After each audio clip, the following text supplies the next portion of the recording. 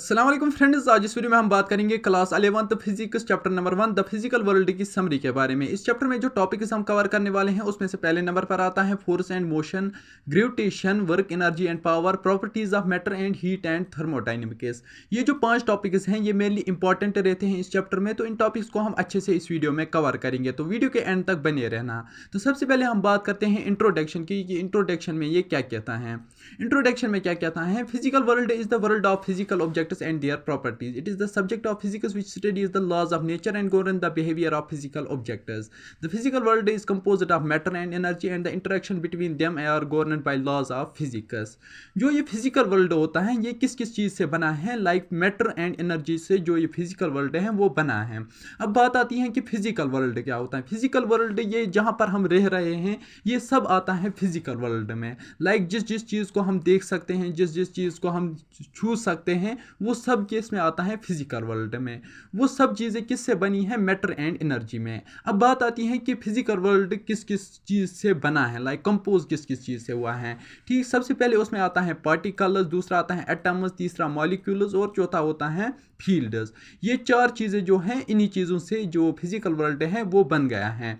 अब बात आती है कि पार्टिकल्स क्या होते हैं। पार्टिकल्स स्मॉलेस्ट कंपोनेंट होते हैं मैटर के, जो कि इंटरेक्ट करते हैं एक दूसरे के साथ, फिर बन जाते हैं वहाँ पर क्या, एटम्स। ठीक, ये आप याद रखना कि जो पार्टिकल्स होते हैं वो पार्टिकल्स क्या करते हैं, एक दूसरे के साथ जुड़ जाते हैं, फिर वहाँ पर बन जाते हैं atoms. Atoms are composed of particles and molecules are composed of atoms. ठीक, जब वो एटम्स भी फिर एक दूसरे के साथ जुड़ जाते हैं, लाइक यहाँ पर अगर मैं आपको एक एग्जांपल दे दूँ, ठीक, सिंपल एग्जांपल से मैं आपको समझाता हूँ। यहाँ पर हमारे पास सबसे पहले क्या है, यहाँ पर पार्टिकल्स हैं, यहाँ पर बहुत सारे पार्टिकल्स हैं। ये पार्टिकल्स एक दूसरे के साथ जुड़ गए। ठीक, यहाँ पर आप यही ख्याल रखना, ये सब जुड़ गए, फिर यहाँ पर क्या बन गया, यहाँ पर एक एटम बन गया। ठीक, यहाँ पर अब ये एटम बन गया। अब बहुत सारे एटम्स भी बन जाते हैं, लाइक बहुत सारे पार्टिकल्स हैं तो बहुत सारे एटम्स भी बन जाएंगे।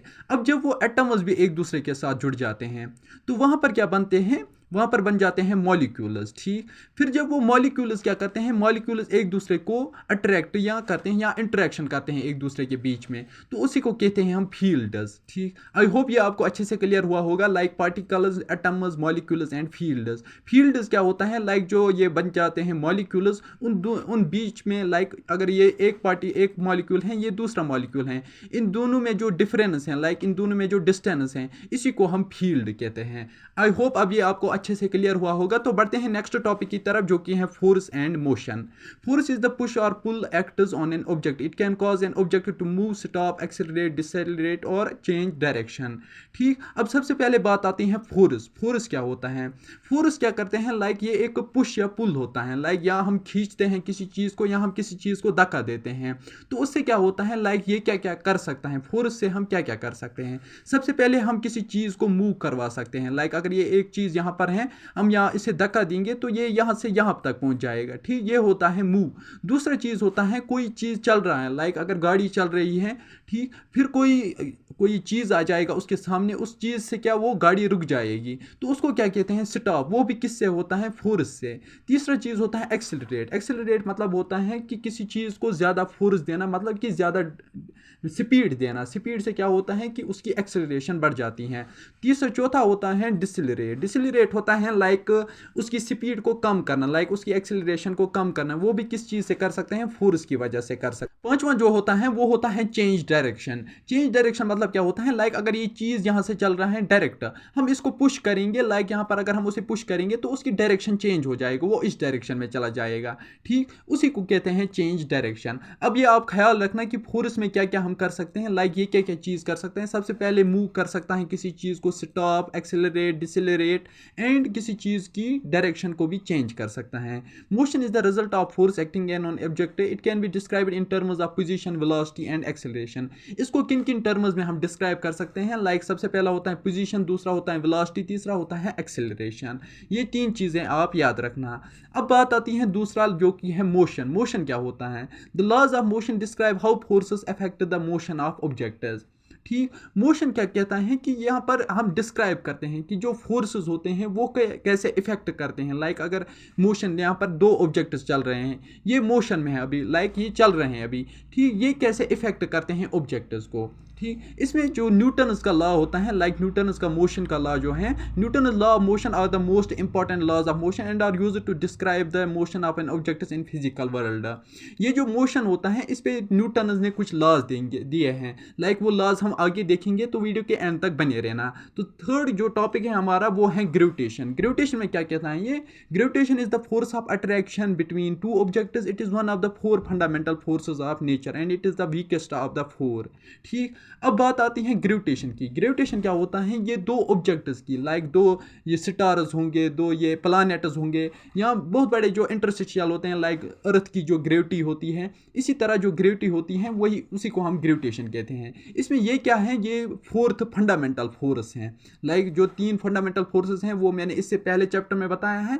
ठीक, ये जो चौथा जो है ये फंडामेंटल फोर्स हैं। ठीक, ये और क्या है? वीकेस्ट फोर्स हैं। ग्रेविटेशन क्या है? ये चौथे नंबर पर आता है। लाइक जो 3 फोर्सेस होते हैं उससे जो चौथा नंबर आता है ग्रेविटेशन, ये वीकेस्ट फोर्स हैं।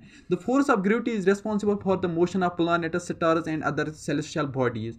ये किस किस में मदद करता है? लाइक सबसे पहले ये प्लानेट्स को मूव करने में मदद करता है। स्टार्स जो एक जगह से दूसरी जगह हिल जाते हैं, उसमें भी ग्रेविटेशन की मदद होती है। और celestial bodies, Newton's law of universal gravitation states that every object in the universe attracts every other object with a force that is proportional to the product of their masses and inversely proportional to the square of the distance between them। इस पे जो Newton ने law दिया है, like universal gravitational law, उसमें क्या कहता है कि जो भी ऑब्जेक्ट हैं, लाइक दुनिया में जो भी ऑब्जेक्ट हैं, वो दूसरे ऑब्जेक्ट को इफेक्ट करता है, लाइक ग्रेविटी करता है, एक दूसरे को खींचते हैं या एक दूसरे को अट्रैक्ट या रिपेल करते हैं। यही है Newton's universal gravitational law. I hope ये आपको ये अच्छे से समझ आया होगा। तो बढ़ते हैं नेक्स्ट टॉपिक की तरफ, जो कि है वर्क, एनर्जी एंड पावर। ये 3 टर्म्स हैं, लाइक वर्क, दूसरा है एनर्जी, तीसरा है पावर। ये अलग अलग टर्म्स हैं, तो इन अलग अलग टर्म्स को हम अच्छे से समझेंगे। Work is the product of a force and the displacement of an object in the direction of force। अब बात आती है सबसे पहले वर्क की। वर्क क्या होता है कि अगर हम लाइक यहाँ पर अगर हमारे पास एक कोई ऑब्जेक्ट है, ठीक, हमने इसे यहाँ पर धक्का दिया, ठीक, यहाँ पर हमने इसे धक्का दिया। जब हमने इसे धक्का दिया तो ये अपोजिट डायरेक्शन में भाग जाएगा। लाइक इस ऑब्जेक्ट को हम जिस डायरेक्शन से फोर्स दे रहे हैं वो अपोजिट डायरेक्शन में मूव करेगा, लाइक ये यहाँ से मूव करेगा यहाँ तक। ठीक, इसी को कहते हैं वर्क। दूसरा होता है एनर्जी। एनर्जी क्या होता है? जब हम इसे धक्का देते हैं तो जो एनर्जी यूज होती है, लाइक इसमें एनर्जी में भी 4 किस्म होते हैं, लाइक काइनेटिक एनर्जी होती है, पोटेंशियल एनर्जी होती है और हीट एनर्जी होती है। लाइक 3 ये होते हैं, फॉर्म्स होते हैं। ये 3 एनर्जी जो होती हैं वो हम यूज़ करते हैं किसी चीज़ को फोर्स करने में, लाइक जिस चीज़ पे वर्क कर रहे हैं हम। और चौथा जो तीसरा जो होता है वो है पावर। पावर क्या होता है? Power is the rate at which work is done. ठीक, जो ये किस रेट पे हम, लाइक किस टाइम पे, लाइक यहाँ पर कितना फोर्स हम लगा रहे हैं, कितनी एनर्जी हम यूज़ कर रहे हैं किसी चीज़ को एक जगह से दूसरी जगह मूव करवाने में, उसी को हम पावर कहते हैं। आई होप ये भी आपको अच्छे से क्लियर हुआ होगा। तो इसका जो दूसरा पैराग्राफ है उसमें क्या कहता है? The law of conservation of energy states that energy can neither be created nor destroyed but it can be converted from one form to another। ठीक, अब जो ये लॉ ऑफ कंजर्वेशन है ये क्या कहता है कि हम एनर्जी को ना ही क्रिएट कर सकते हैं ना ही डिस्ट्रॉय कर सकते हैं। लाइक जब ये दुनिया क्रिएट हुई है उसी वक्त सारी एनर्जी एक साथ बनी है और क्या बन गया है, इसको हम ना ही अब डिस्ट्रॉय कर सकते हैं ना ही ज़्यादा क्रिएट कर सकते हैं। सिर्फ हम क्या कर सकते हैं कि हम एक फॉर्म से लेके दूसरे फॉर्म में कन्वर्ट कर सकते हैं। लाइक अगर हमारे पास सॉलिड है, सॉलिड को हम लिक्विड में कन्वर्ट कर सकते हैं। इसी तरह ये भी हम कर सकते हैं कि एक फॉर्म से दूसरी फॉर्म में कन्वर्ट करते हैं। This law is one of the most important laws of physics and is used to describe the behaviour of objects in the physical world. ये जो लॉ है इससे क्या हमें समझ आता है कि जो ये दुनिया चल रही है, लाइक क्या चीज़ें एक दूसरे से, लाइक हम अर्थ जो हैं वो सन के इर्द गिर्द इवॉल्व कर रहा है, लाइक रिवॉल्व कर रहा है, वो किस हिसाब से कर रहा है? वो इसी लॉ ऑफ कंजर्वेशन के हिसाब से कर रहा है। आई होप ये टॉपिक आपको अच्छे से क्लियर हुआ होगा। तो बढ़ते हैं लास्ट टॉपिक की तरफ, जो कि है properties of matter. Matter is compose of atoms at its properties of, like जो मैटर होता है, मैटर के 3 स्टेट्स होते हैं। फर्स्ट होता है सॉलिड, दूसरा होता है लिक्विड एंड तीसरा होता है गैस। ये भी आपको अच्छे से क्लियर हुआ होगा। लाइक हम सॉलिड को लिक्विड में कन्वर्ट कर सकते हैं और लिक्विड को गैस में भी कन्वर्ट कर सकते हैं। आई होप गाइज ये वीडियो आपको पसंद आया होगा। अगर ये वीडियो पसंद आया तो लाइक करना ना भूलना, और अगर आप मेरे चैनल पे नए हो तो सब्सक्राइब करना भी ना भूलना। मिलते हैं नेक्स्ट वीडियो में, तब तक के लिए अल्लाह हाफिज।